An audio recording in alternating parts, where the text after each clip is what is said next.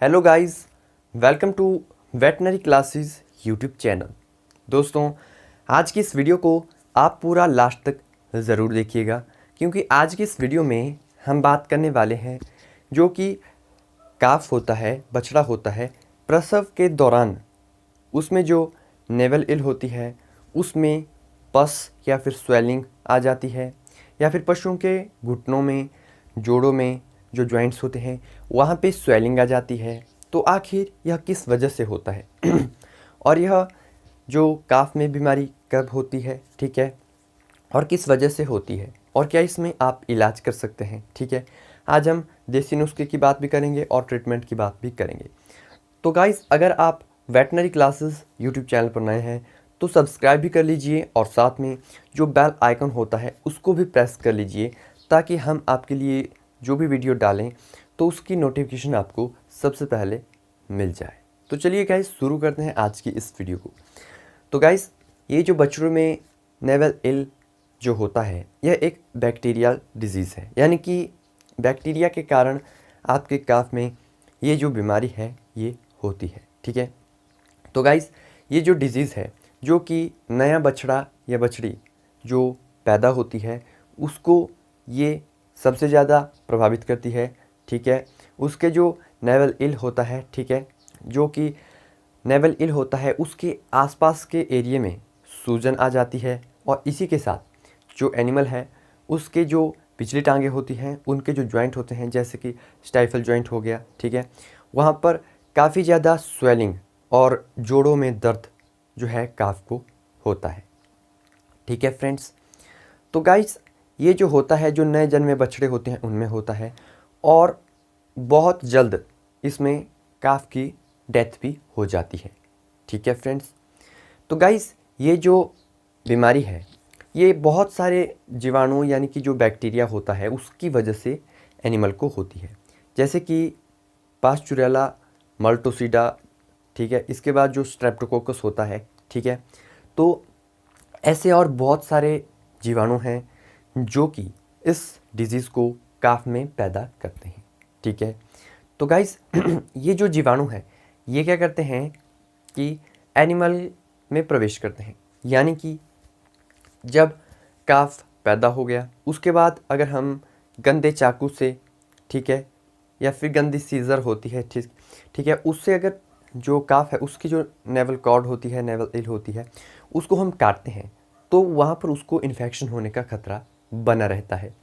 इसके अलावा जो गाय भैंस होती है बच्चा पैदा होने के बाद वो जब काफ को चाटते हैं, ठीक है, तो उस दौरान भी जो नेवल कॉर्ड होती है काफ की वो निकल जाती है, या फिर पशु जो है उसको निकाल देता है, ठीक है। इसके अलावा एनिमल का जो सेड है उसके आसपास काफ़ी गंदगी भरी रहती है, काफ़ी बैक्टीरिया होता है।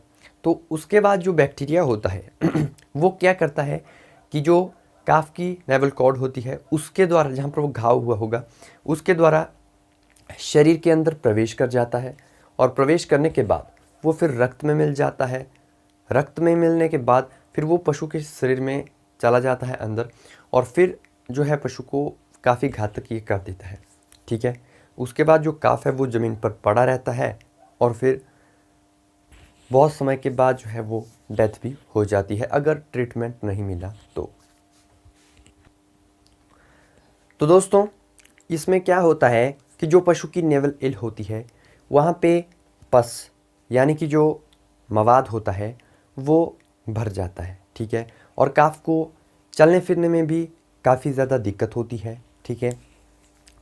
तो गाइस, अब हम बात करते हैं कि अगर काफ में ये डिज़ीज़ है तो क्या लक्षण आपको देखने को मिलते हैं।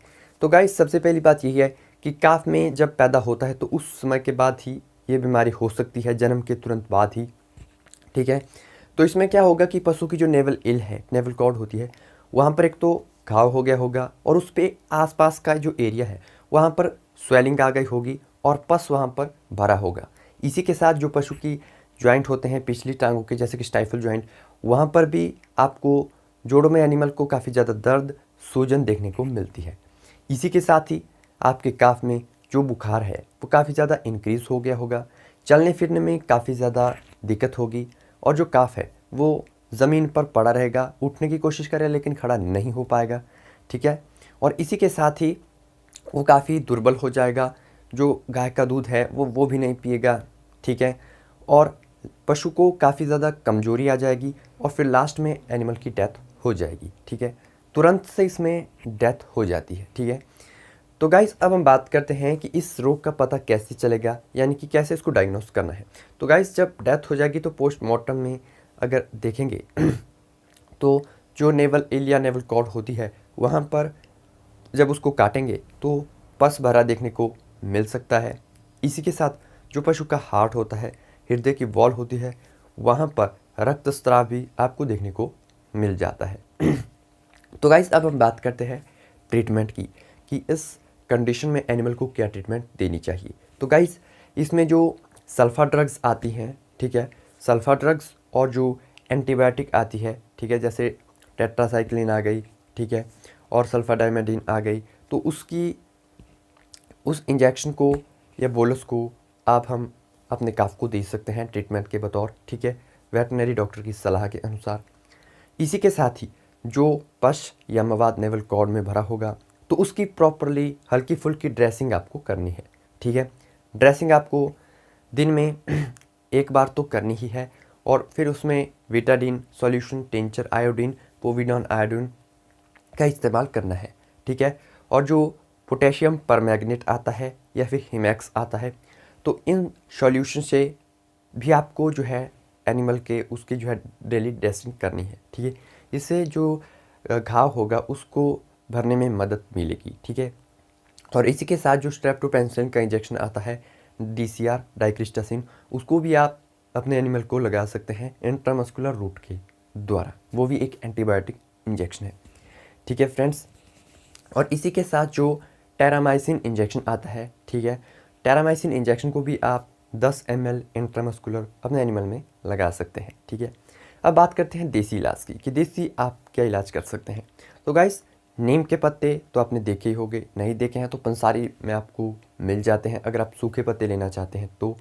और आसपास काफ़ी ज़्यादा पेड़ होते हैं, तो नीम के पत्तों को आपको क्या करना है कि गर्म पानी में उबालना है और फिर जो नीम के पत्तों का जो पानी होगा, घोल होगा, उसको लगाना है पशु के नेवल कॉर्ड या नेवल एल के ऊपर जहाँ पर पशु को घाव हुआ होगा।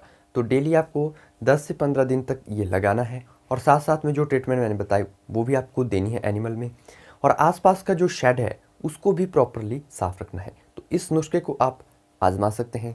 और गाइस इसमें ध्यान देने वाली बात यह है कि जो भी प्रसव के बाद जो काफ है उसको आपको अलग रखना है, किसी जानवर के साथ इकट्ठे नहीं रखना है, ठीक है।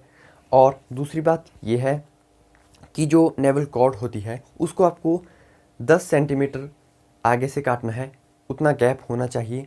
उसको काटना है तो बिल्कुल स्टेराइल जो इक्विपमेंट होते हैं, सीजर वगैरह, उससे काटना है, ठीक है। और फिर टिंचर आयोडीन जो पोविडॉन होता है सॉल्यूशन, उसको यूज़ में लाना है। हो सके तो तांगे से गांठ में मार देनी है जहाँ 10 सेंटीमीटर से आप उसको काटते हैं, तो ताकि जो बैक्टीरिया है या फिर जो घाव वगैरह एनिमल को ना हो और आपके काफ को ये बीमारी ना हो, ठीक है। तो इस बात का आपको बिल्कुल ध्यान रखना है। और जो काफ है वो आसपास का एरिया बिल्कुल प्रॉपरली क्लीन रखना है ताकि कोई भी बैक्टीरिया वहाँ पे ना आए। तो गाइस अगर आपको ये वीडियो पसंद आई हो तो इस वीडियो को लाइक करें, अन्य पशुपालक भाइयों के साथ वीडियो को शेयर करें और वेटनरी क्लासेस यूट्यूब चैनल को सब्सक्राइब करें। मिलते हैं इसके नेक्स्ट वीडियो में, तब तक के लिए धन्यवाद।